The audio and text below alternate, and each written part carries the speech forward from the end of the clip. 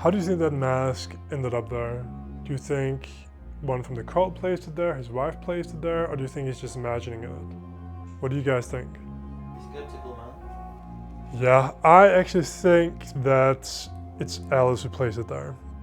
I think there is so much more to Alice than Bill knows and that we know. Yeah, he needs a beer after that. Good cold beer. There's nothing that's so bad that a cold beer cannot at least soothe one's dismay, at least a little tiny bit. But he's gonna need another beer after this one because lying on his pillow is the mask. And notice the covers of the bed purple. If you want to know the significance of the color purple, then watch part 1 of this esoteric breakdown series of Eyes Wide Shut. Could be her placed it there, could be a cult member, could be something that he's imagining. But I'm curious, what do you guys think? Let us know down below and get some theorizing going. That's how he's also crying. He's going through it. Okay, so this is very key here, okay? So he says to her, he tells her I'll tell you everything. that he will tell her everything, right? The question is, what does that mean? I'll tell you everything. I'll tell you everything. And then we have her, of course, sitting there the morning after, probably hasn't slept at all. What did he tell her? And what did he tell her that made her seemingly so sad? Did he tell her about his escapades, how he was, kissing with a hooker, getting very close to having sex with her, all this stuff that basically would count as cheating probably in this relationship?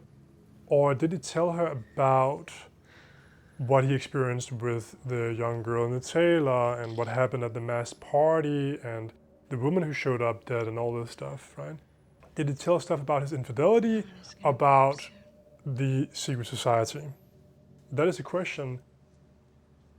She might be sad that he has been sort of out there and about and interacting with hookers and getting very close to having sex with them, but she might also be sad for another reason. And that reason is that she knows that because Bill has told her about the secret society, the daughter will now be sacrificed. And in the next scene, we will see some indications that this is indeed the case, that Alice actually probably has been a part of the cult, knows about them, and is actually willingly giving up their daughter to them. Remember what Red Cloak told Bill? Say a single word to anyone about what you have seen, there will be the most dire consequences for you and your family. I think that Alice knows this. I think she knows the rules of the game, that if you tell anyone about anything about the cult, there must be a sacrifice. So I think that that Alice is actually willingly sacrificing her daughter to the cult.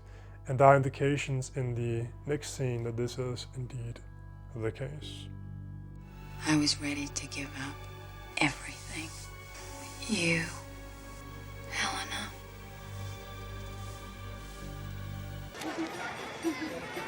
Okay, there are many things happening in this scene, many things to spot, so I hope that I'll get most of them here. So notice here down in the lower left corner, we have a game called Magic Circle, which I find to be quite a curious name for a toy, especially within the context of this movie.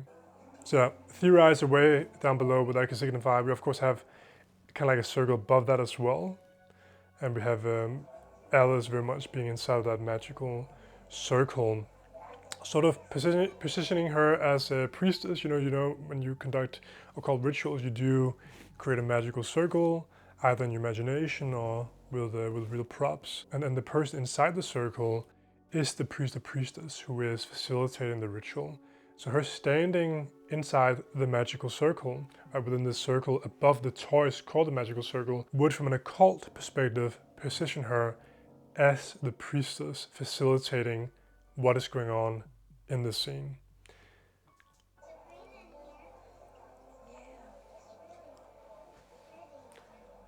And here we see her sort of like being a bit inculcated, the daughter, right, into being, you know, a future housewife, if you will. Like, this is like one option of her future, is to become a wife and a mother. Okay, so that's one option for little Helena, if she follows the usual social script. Pretty. It's old-fashioned. And we have, this scene is crowded with symbols. Notice here above them, we have another garland with horns, right? And what is interesting is that the Minotaur, the creature with the head of a bull, I believe his name was Asterion, which has something to do with stars or whatever. And we of course have the 5-pointed stars here on this Christmas garland. But once again, we have the horns. And here it's worth remembering that the Minotaur would have children sacrificed to him, right? King Minos would have 14 Athenian children, 7 boys, 7 girls, shipped to Crete, where they were put inside the labyrinth, and where they would be sacrificed to the bull. And the story of the Minotaur having these kids sacrificed to him every year harkens back to the Near East, where we had the cult of Moloch, who is associated with the god Baal. And the Old Testament says that the Israelian worshippers of Moloch would sacrifice children to Moloch. And Moloch was basically depicted as being a bull-headed man, right? So we're dealing with the same archetype here, this bull-headed god who has children sacrificed to him, right? And we just saw that inside Victor's mansion there was one of these horned garlands, the same that we saw in the cafe that the Bill entered after being followed by one of Victor's men. And this is very foreboding symbolism because it's presaging what is about to happen in this very scene. He's big. I hope Santa Claus gets me one of these for Christmas. You do? All right, so here we have Helena picking up one of these big teddy bears. And I would like to remind the viewer here of the significance of bears when it comes to PDF files. One example is of course Balenciaga, who had this incredibly creepy campaign featuring small kids holding teddy bears with gimp outfits on. This of course caused a major backlash with Balenciaga sort of being like, oh, you know, that was a mistake or whatever. But they didn't really change the tune. In fact, they made a campaign with Nicole Kidman shortly thereafter. It was set in New York City, like Eyes Wide Shut, and it featured these, you know, business women, including Nicole Kidman, in offices and whatnot. And there was one infamous photo from the campaign. It didn't feature Kidman, but Kidman was part of the campaign. But in this specific photo, it was another redhead, and she was standing in an office. You've probably seen it before, with a view of New York City behind her. And on this very crowded desk, there was a printout of a Supreme Court case about child pornography. And in the background of this same photo, you have a book by a Belgian artist. And in this book, there are images of his art exhibition from Hong Kong, showing kids in ritualistic context, wearing these very weird masks, all kinds of very, very creepy, cultish imagery. And Kidman, unlike Kim Kardashian, who has several days, did take some distance from Balenciaga. Kidman, she kept all her photos on her Instagram. She did not comment on it at all. And I don't think it's coincidental that Kidman was cast in this role. I'm not going to go into this, but I would like for you guys, if you're curious about this, to look up her father and what type of guy he was and how he met his end. One more thing about the Balenciaga campaign. I believe it was in this campaign where they also had a misspelling of Balenciaga that they spelled as Balenciaga, right? B-A-A-L instead of B-A-L. That of course points us to the horned god who children were sacrificed to. It's a rabbit hole, very murky, disturbing territory. But this is what Kubrick wanted to tell us about in this movie. But let's continue. So anyway, she's holding the bear. This bear is going to be very important in just a moment. But just remember this bear and let's continue. Hope Santa Claus gets me one of these for Christmas. Well, you're gonna have to wait and see. You're going to have to wait and see, she says. Remember that. Remember that line. All right, we're going to see one of these bears again in just a moment. And boom. Notice that there is something sticking up that kind of looks like a boner, okay? So we have the same bear, the same type of bear that she was picking up and that she said that she hopes Santa will grant her as a gift this Christmas, right? And now we see the same model, the same type of bear sporting a boner, okay? Continue watching. And also notice that she's wearing a camel-colored coat exactly like one of the cult members that followed Bill around. Look, Mommy. Notice here on the right next to the Barbie an inverted pentagram, the satanic symbol. When you take the 5-pointed star and turn it upside down, it goes from being a star, a spiritual symbol, where you have spirit at the top and then the 4 elements, fire, air, water, and earth at the bottom. But when you turn upside down, you're lifting up the lower elements you basically exaltify the lower elements, the earth and the instinctual, and you demote spirit, right? And the upside down pentagram essentially symbolizes a goat, right? Where you have like the ears and sort of the shape, the facial shape of a goat. And goats, of course, bear horns, exactly like Moloch, exactly like the Minotaur.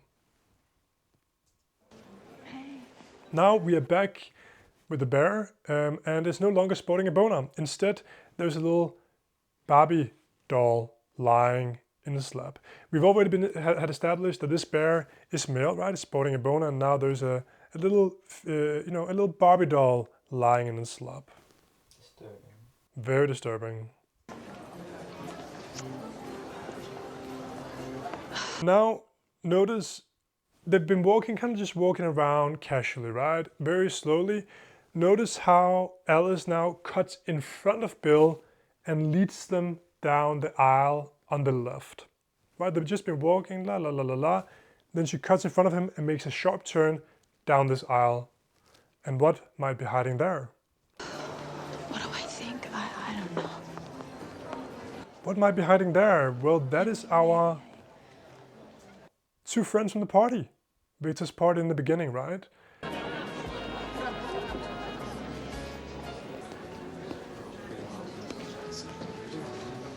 And they're standing here with all the predator teddies, with the tigers, with the bears.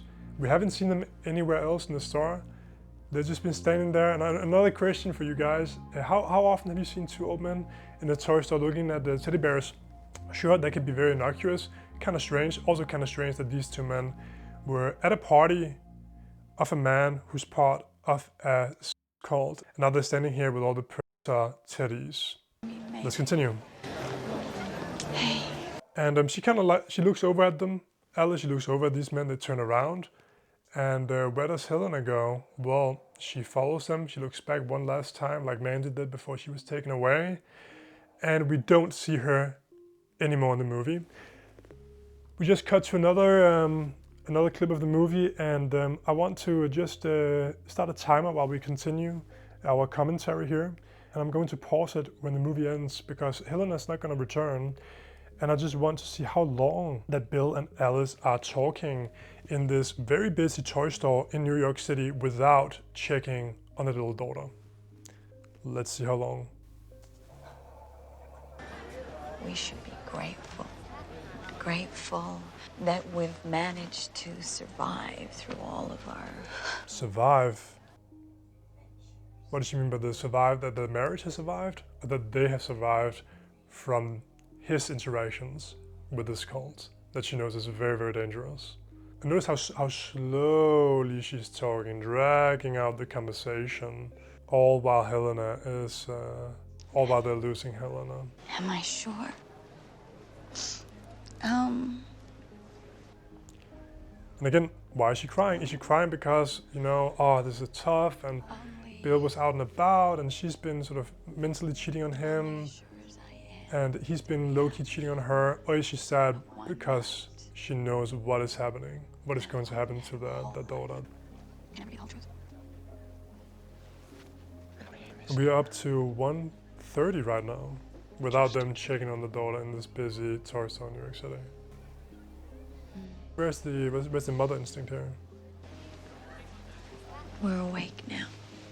And this is, like, of course, very fall of man type of terminology. Awake, right? Like Adam and Eve when they ate of the fruit of knowledge. And we're up to 2 minutes and 10 seconds. Still no sign of Helena. 2:40.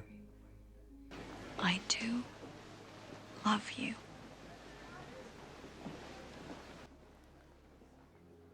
So it's 2:55. So for almost 3 minutes, they didn't check on their girl. They just let her roam about the toy store. And during this scene, we get established that the daughter will show them something quite often, like, oh, look here, mom, look at this, look at this, look at this, right? And then nothing, right? After she follows these two guys. So many people, they have noticed this, right? This is something that has taken a few decades, I think, for people to notice in the movie, but this is pretty well established that these men are the men from the party at Victor's, and the daughter is going to be tricked. But what, just gonna turn this down a little bit. What is not established is whether or not Alice has something to do with it. And I think there are clear indications that she does. We see her in that magical circle, being the facilitating priestess of what is going to happen. We see her cutting in front of Bill, leading them down that aisle where these two princesses are standing with the other princess. She looks at them, she looks at her daughter leaving, and she is saddened, presumably by what Bill has told her, but I think, in fact, that she's sad about her knowledge, that she basically knows what is going to happen to her daughter.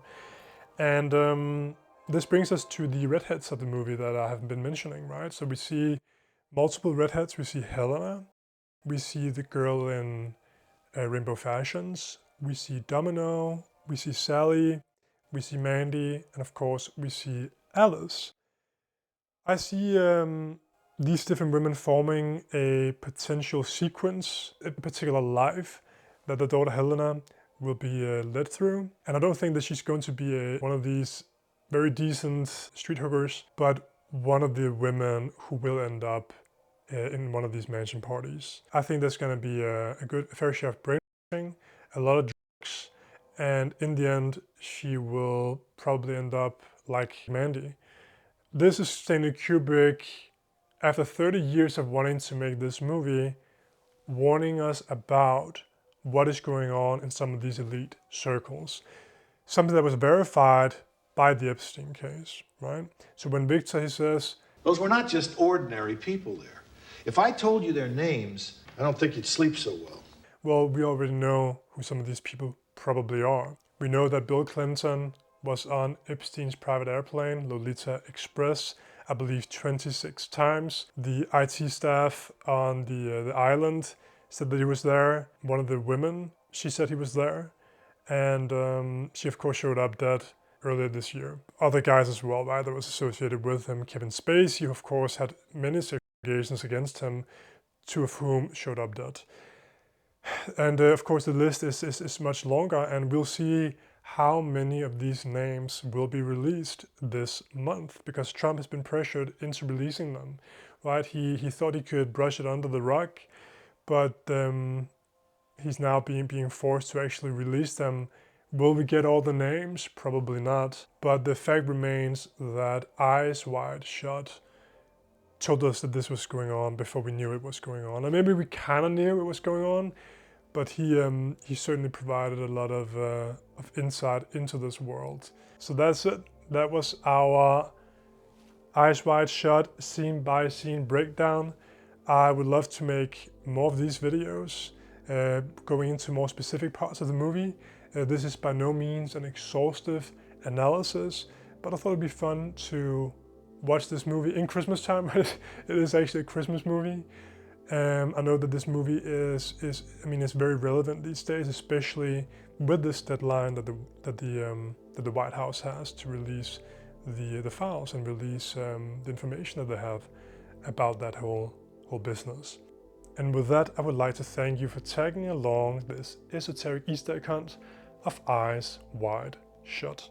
My name is Jay, this is Atar, we're the Occult Observer, and if you would like to watch us break down other parts of Eyes Wide Shut, or rather specific parts of Eyes Wide Shut, any particular scene or character, symbolism, whatever, then we would be only too happy to make a video about that. So let us know down below if there is anything at all that you would like us to apply our occult lenses upon within this fascinating, disturbing, and ever more relevant movie. With that, thank you for watching, and until next time.